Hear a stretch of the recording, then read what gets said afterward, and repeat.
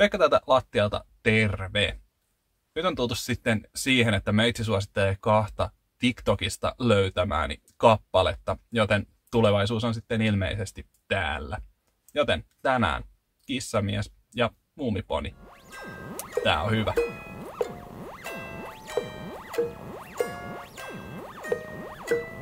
Nyt kun algoritmeille on annettu sitten lopullisesti kaikki valta, niin pakko hypätä itsekin kelkkaan. Muumiponi ja Kissamies tuli molemmat tuolta TikTokissa ja molemmilla on tämmönen tosi miellyttävä makuuhuone-projektimainen meininki. Tehdään tosi sellaista musiikkia, mitä itse haluaa kuulla. Tai ainakin tämmönen fiilis mulla itselle näistä tulee molemmista. Tosiaan Kissamies tekee enemmän tämmöistä deep house-maista konemusiikkia ja sitten Muumiponi on ehkä enemmän tuommoista vähän kärysämpää funkista, missä on selkeitä hip-hop ja soul-vaikutteita.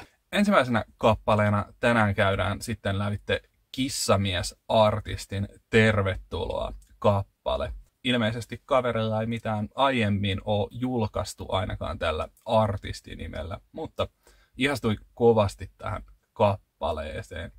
Tulee tosi paljon tämmöisiä niin kuin Deep House, Detroit Techno, jopa elektrofiboja tässä. Eli hyvää semmoista vanhan koulun klubbailumeininkiä kaikin puolin. Tässä biisissä on tosi miellyttävä tommonen kimmoisa ja pulssimainen bassosyntsä.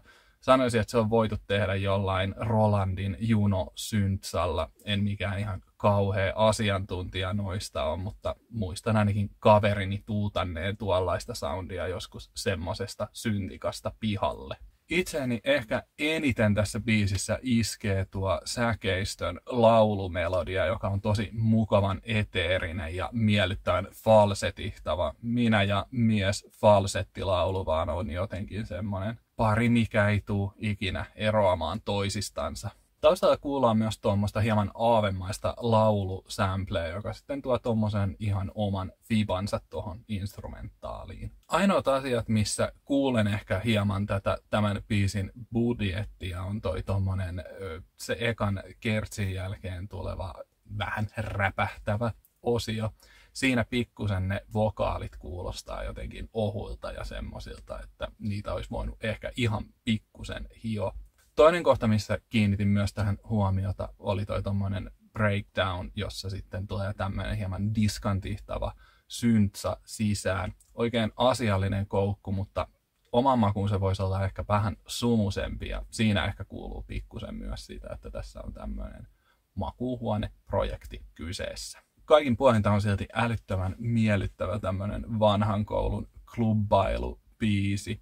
Tosi vahva tunnelma ja kuitenkin tarvittavan tanssittava kappale, että erittäin asiallista meininkiä. Sitten toisena biisinä tänään Muumiponin Miina Harava. Hyvin tämmönen uusi funkis kappale, jossa on ihan selkeästi tämmöisiä hip-hop ja soul-vaikutteita myöskin. Eli jos joku Thundercat tai Free Nationals tai The Internet, Domi and J.D. Beck, joku Louis Cole tai vaikka No Worries kiinnostaa, niin tää on erittäin asiallista kamaa. Kaverilta kuulin aiemmin myös tuon Mega Man-kappaleen, johon on ihan mainio musiikkivideokin tehty. Tosi siisti biisi, mutta minkä takia se jäi sitten vähän vähemmän kuunnella, oli varmaan se, että siinä ei semmoista ihan niin selkeätä koukkua ole siinä biisissä. Ja ehkä muutama lyriikka tökki vähän itseä. Että tässä Miina Haravassa on tosi hyvä tommonen G-funkis basso, erittäin käryisän kuulonen se ja se pitää semmoista hyvää pään nytkyntää päällä kaikin puolin.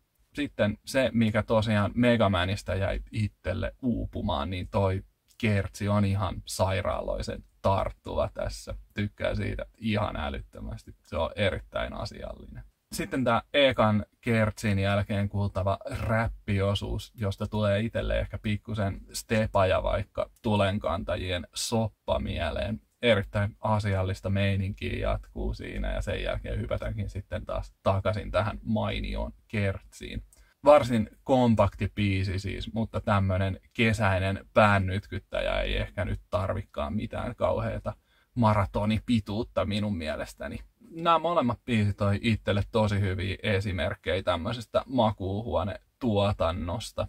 Tosi kiva kuulla, kun jäbät tekee varsin paineettomasti vaan sellaista musaa, mikä itseä kiinnostaa kuulla. Siitä vaan välittyy semmoinen tosi hyvä fiilis ainakin itselle kuuntelijana.